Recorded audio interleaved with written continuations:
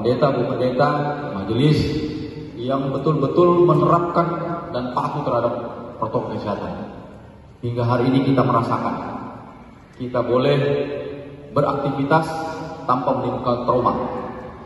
Kita sudah membiasakan diri menggunakan masker, mendatangi tempat-tempat kerumunan dengan waktu yang terbatas, sehingga saya lihat masyarakat Tanah Toraja ini sudah sadar, dan lebih khusus jemaat Gereja Kibait.